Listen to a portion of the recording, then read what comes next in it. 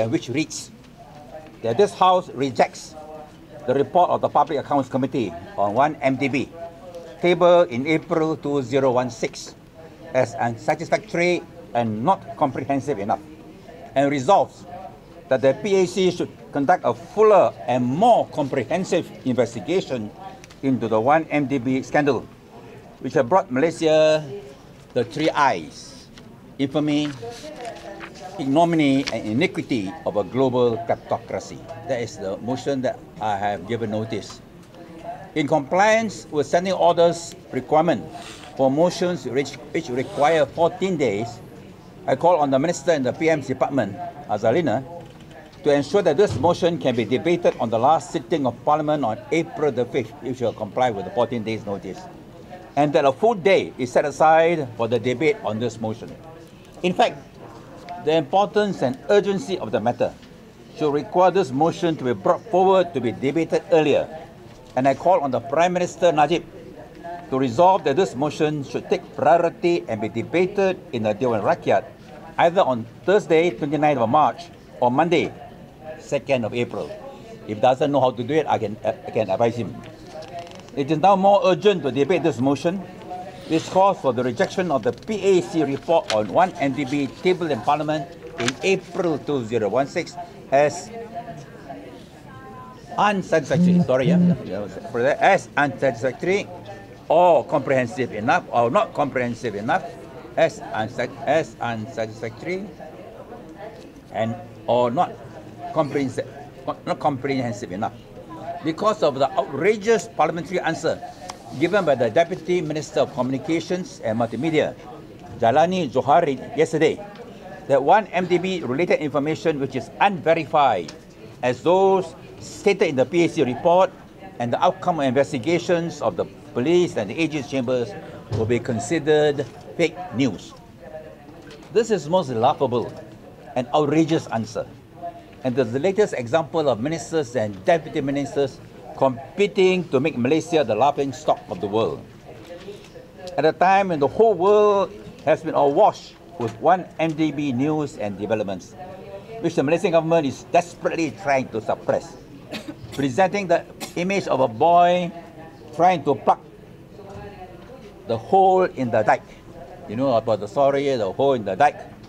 Except that this is not a hole, but a yawning canyon with tidal floods. Janali is shockingly uninformed on parliamentary matters. He seemed not to have known that the PAC report has not been accepted by the Dewan Rakyat. Dewan Rakyat has not accepted the PAC report. It remains a PAC report and remains a report of the Public Accounts Committee.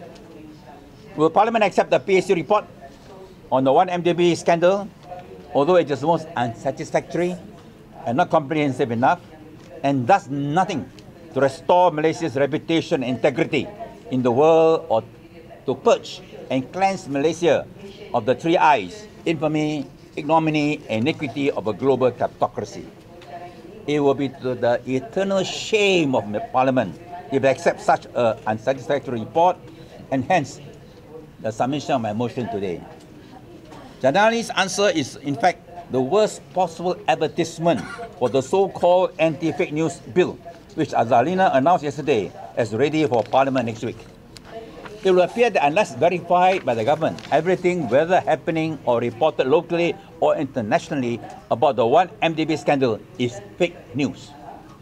Even US President Donald Trump, who must be credited with the evil genius of discovering the possibility of using anti-fake news campaign to protect himself from scrutiny and accountability for abuses of power and corrupt practices, did not go so far as to introduce legislation virtually branding all information unverified by the government and relevant authorities as fake news. The Malaysian Prime Minister is doing what even the US President dare not dare to do. This is another world history achieved by Najib, not only making Malaysia into a global kleptocracy, but in out-trumping Trump, in making Malaysia the world capital of fake news, by declaring all 1MDB information unverified by the Najib government as fake news.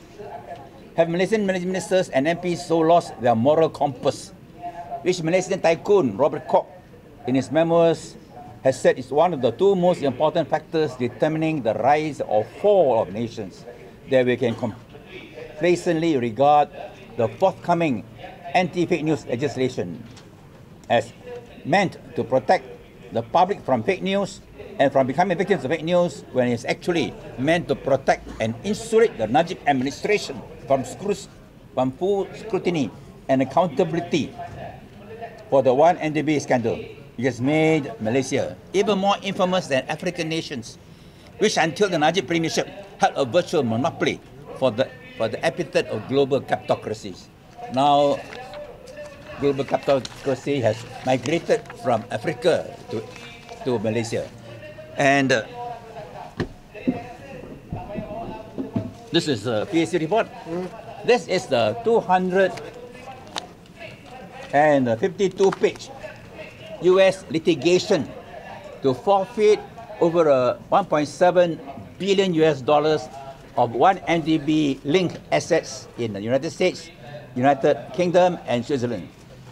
Is the Malaysian government saying this is fake news? That the entire US litigation is fake news? When the entire US Department of Justice, the FBI, have worked diligently to discover the money laundering crimes in connection with 1MDB. So I think that is a question that Azalina must ask. After this, her fake news legislation is passed, does this mean that this US DOJ litigation is fake news? It will be utterly ridiculous. So before we open the question, we have on the report, Kevin, over to you.